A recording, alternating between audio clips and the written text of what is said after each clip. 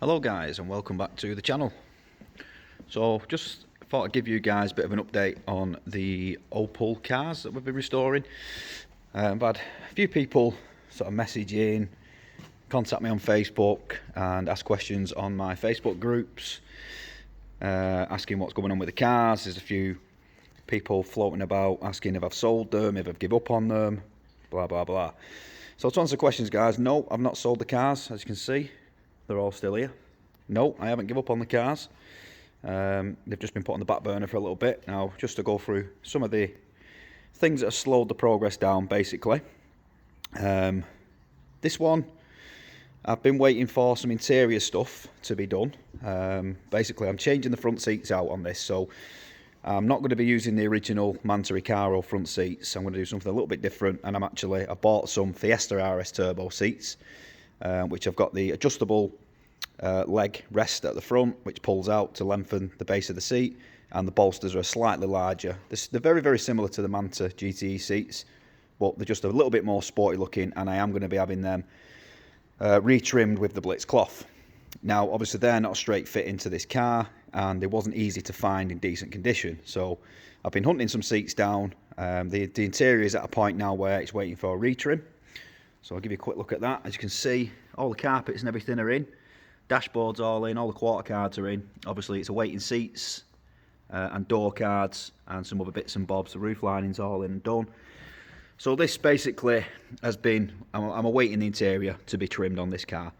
I couldn't send the interior off to be trimmed until I found the RS Turbo seats, which I've now got, but I need to modify those seat bases to fit the Manta runners before I can send them away for trimming, because obviously I don't want to weld the seats when they've been freshly trimmed. So I've only just got these seats last week, so that was one of the things that's slowing it down. Also, I've been struggling trying to find an engine for this car, guys. I was going to use the 2.4 8-valve cam in head engine, which I've got here, which came out of another build, but it wants fully rebuilding again. The engine was rebuilt in the past, but I was never happy with it. I only did a few thousand miles, but we could just never get the power out of this engine. It should be, in the neighbourhood of close to 200 horsepower, 180 horsepower with the stuff and the modifications this engine had. It's had a lot of work, and it had a lot of money spent on the engine, and we couldn't get it over 140 horsepower. It was a good, strong engine, never caused me any issues running wise, really reliable. It was just frustrating when you've put thousands and thousands into an engine that you only get 140 horsepower out of. So this was pulled out of the car, and I actually replaced this with an XE. Now, basically, to make things simple, I've already got an 1800 gearbox for this car, and I've already got 1800 mounts and various other bits and bobs. So the simplest way for me to go with this was to put an XE engine in it. Now, I don't want to put an XE in this that I've got to rebuild before I install it. I want to find an engine that's ready to go. I can drop it in the car, wire it and pipe it, and off we go. All the engines that I'm finding at the moment are either crazy money, like 8 grand, 10 grand, which is just too much money to put into this car on top of all the money I've already got in the car. And then anything else just seems to be a full rebuild job. £1,000 and the engine wants going through it, wants rebuilding. I haven't got the time to do that. So I'm still hunting an engine for the car. So that's another thing that's held it back. But I've also, if you've been following the channel, we've been restoring a Scania 143 V8 recovery truck. Now, a few guys have asked if I've knocked all the cars on the head and gone into the commercial side of things instead. No, that's not true. I've always been commercial. My businesses are commercial businesses. I have a HGV hire company, obviously renting out HGV vehicles, and I also have a HGV maintenance company maintaining HGV vehicles.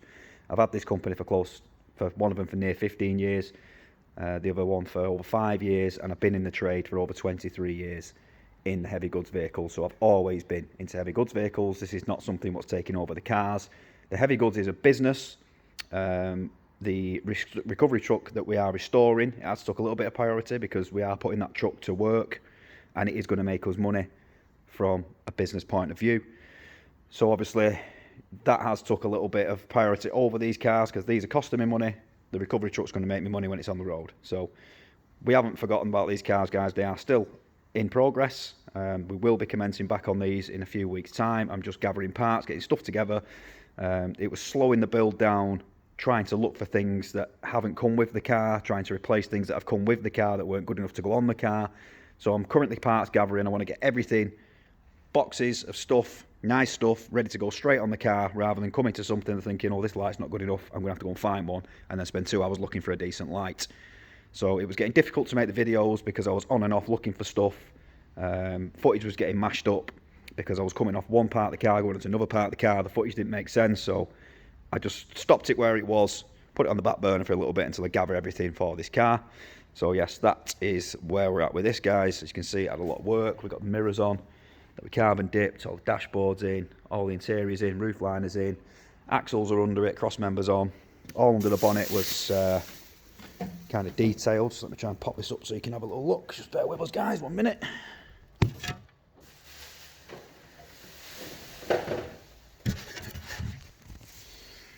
So we've got quite a lot of stuff done under there as well. All the servo was put on, cross member was on, springs, shocks, all that carry on. If you remember, we carbon dipped all this front axle as well.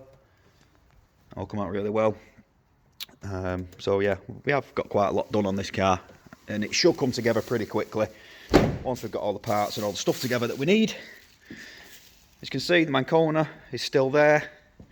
Nothing's changed with this. I am going to get the fuel tank on this soon and get this engine running. This was the one. If you're new to the channel, I know some of you guys have already seen this.